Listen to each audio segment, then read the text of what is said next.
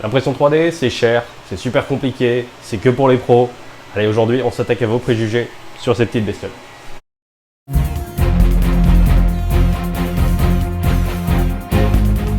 Salut tout le monde, c'est Sam, bienvenue sur ma chaîne et aujourd'hui on va parler de vos petits préjugés sur ces machines, sur les imprimantes 3D et sur l'impression 3D en général. C'est vrai qu'on entend souvent dire que c'est cher, que c'est pour les super pros, qu'il faut s'y connaître en design, en dessin industriel, etc. Franchement, pas du tout.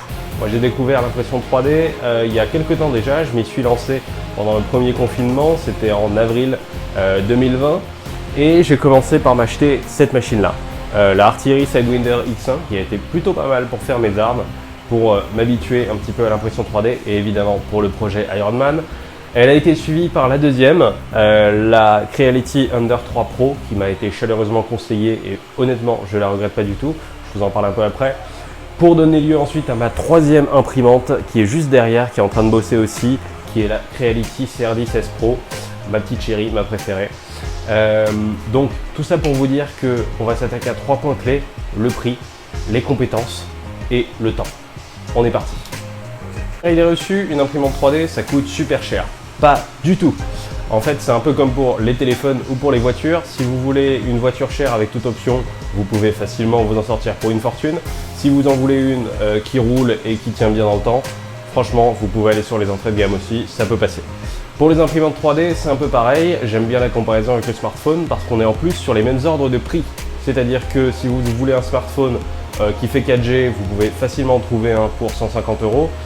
Si vous voulez monter dans les options, on est autour de 1002, 1003, 1004, voire 2000 si vraiment il faut. Et ben c'est exactement le cas de celle-ci, elle coûte 150 €. Moi je l'ai eu pour un petit peu moins cher sur une belle occasion, une belle opportunité. C'est la Ender 3 Pro qui est assez répandue et franchement très conseillée. C'est pas pour rien, elle a du succès, elle est un peu rustique, assez évolutive et sincèrement plutôt fiable. Bon, elle me plaît pas mal. Seul inconvénient, elle a un niveau peut-être de dimension qui n'est pas super adapté à du cosplay. Je lui réserve plutôt les petites pièces à imprimer. Là vous voyez, on est sur une pièce qui travaille déjà depuis un petit moment, qui va être en réalité le bas et l'arrière de ma jambe gauche. On a parlé d'imprimante, maintenant on va parler du matériau. Vous voyez au-dessus de l'imprimante, vous avez la bobine de filament, le filament qui coule dans l'extrudeur, qui passe dans le tube PTFE, qui va dans la tête d'impression, le corps de chauffe et qui coule sur la buse à l'état liquide. Il se dépose sur la pièce pour donner une pièce en plastique solide, pas trop toucher, voilà. Dans l'idée, cette bobine, c'est 1 kg. 1 kg de filament, honnêtement, vous pouvez faire plus de 5 ou 6 pièces comme ça sans problème. Vous ne passez pas encore le kilo de filament. Et la bobine, c'est du PLA. C'est du PLA+, en réalité, puisqu'il est un petit peu plus solide. Celle-ci, cette marque, c'est Sunlu, ça coûte à peu près entre 15 et 25 € selon où on l'achète. Attention, le prix est en train de monter ces derniers temps. Mais voilà, pour le PLA, vous pouvez facilement trouver des occasions à 10 €, entre 10 et 30 €, on va dire, si on veut une fourchette un peu large. Pour vous faire encore une idée, ça c'est la partie avant de la jambe gauche de mon armure Iron Man Mark 7. Elle est, comme vous l'avez sûrement déjà vu, en deux parties, puisque j'ai imprimé ces deux pièces de la même manière que la troisième qui est là, dans ce sens, posée sur le plateau de l'imprimante.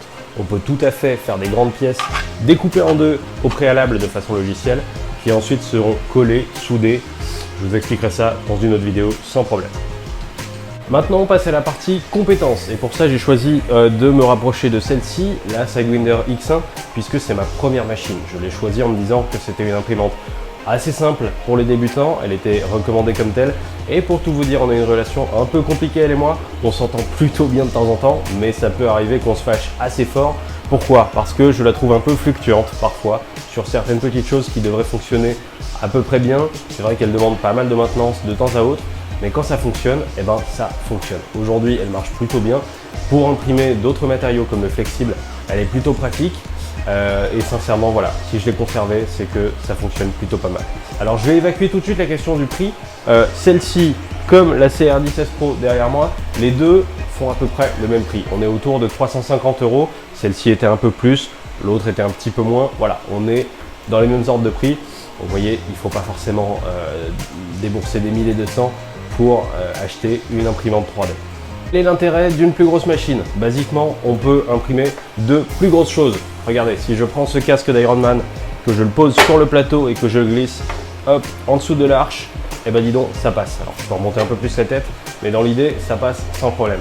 Ce qui veut dire que la machine peut imprimer théoriquement un objet de ce volume-là, ce qui n'est pas le cas forcément de la Creality Ender 3 que je vous ai montré tout à l'heure, qui a un plateau de 225 par 225 mm et une arche de 250, donc 25 cm de haut. Celle-ci fait 40 cm de haut, ce qui est le cas de l'imprimante d'à côté aussi, la Creality. Donc on est sur des dimensions plutôt confortables pour le cosplay, plutôt sympa, assez répandu malgré tout chez les makers 3D, et c'est plutôt simple de fonctionner avec des machines comme ça. Lorsqu'on parle de compétences, il faut savoir que les imprimantes 3D, c'est encore un milieu où il y a de la maintenance à faire. Si les machines vous sont livrées avec des outils comme ceci, c'est pas par hasard, c'est pas seulement pour faire joli ou pour le montage, il y en a vraiment pas mal, il y a des clés Allen, des tournevis, des clés hexagonales et toute autre joyeuserie dont vous aurez besoin assez souvent. C'est pas seulement pour le montage, c'est que vraiment vous aurez des étapes de maintenance, il faudra souvent démonter la tête de chauffe, il faudra éventuellement nettoyer votre extrudeur, faire des manipulations à chaud, vider la buse si elle est bouchée, la changer si nécessaire, vérifier les courroies. Récemment j'ai dû remplacer la courroie sur ma CR10 S Pro qui est derrière et qui travaille. Éventuellement, je sais pas, des sondes de température, que ce soit au niveau de la tête de chauffe ou bien du plateau chauffant en dessous. Il y a pas mal de choses à vérifier, il faut savoir le faire, mais je ne suis pas ingénieur du tout. J'ai appris sur le tas, par passion, j'y ai passé un petit peu de temps et je vous assure que quand vous êtes passionné, ça vaut largement la peine. Dernière étape, le temps que ça prend. Est-ce que ça prend énormément de temps de travailler sur une imprimante 3D ou est-ce qu'au contraire ça se fait en 2-2?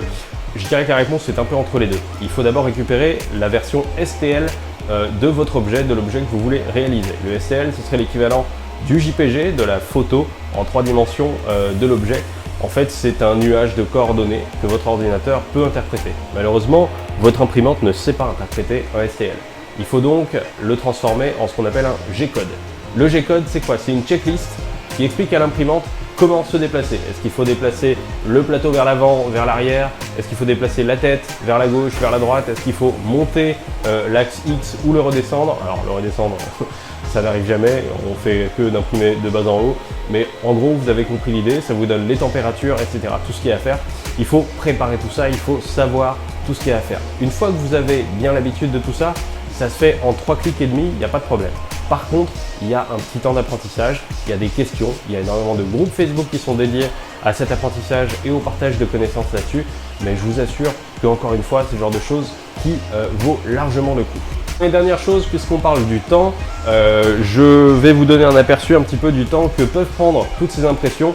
Celle-ci, par exemple, c'est la cuisse, en tout cas c'est la partie avant supérieure de ma cuisse gauche qui va être sur mon armure Mark 7.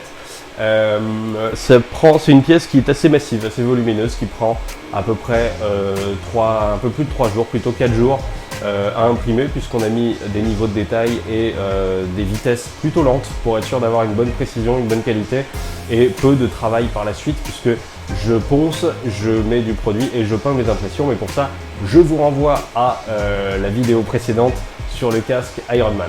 C'est des choses qui peuvent prendre énormément de temps comme peu de temps. Celui-ci est un peu raté, c'était un test sur du filament bois. Le petit Groot qui vous fait coucou. Voilà, il a malheureusement perdu sa main gauche, le Groot qui est resté collé sur le plateau d'impression. Mais vous voyez, c'est des choses qui peuvent se faire assez vite en l'occurrence.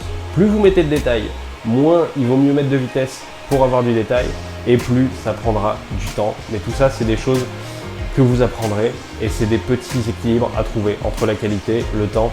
Il faut être patient. Voilà, en règle générale, si vous voulez que ça fonctionne bien, soyez patient.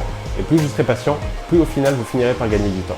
Voilà les amis, ce que je pouvais vous dire sur l'impression 3D en général. J'espère que j'ai été suffisamment clair. Si vous avez d'autres questions ou des commentaires, n'hésitez pas justement à spammer la zone commentaire. Si cette vidéo vous a plu, mettez un petit pouce, ça fait toujours plaisir et ça aide au développement de la chaîne. J'espère vraiment arriver à la développer un petit peu plus que ça. Et surtout, partagez cette vidéo si vous pensez qu'elle peut intéresser du monde. La prochaine fois, je vous donne rendez-vous. Allez, pourquoi pas parler enfin du vif du sujet. Mon gros projet Armure Ironman Mark 7. Parce que oui, en impression 3D, on peut courir des gros projets comme celui-ci.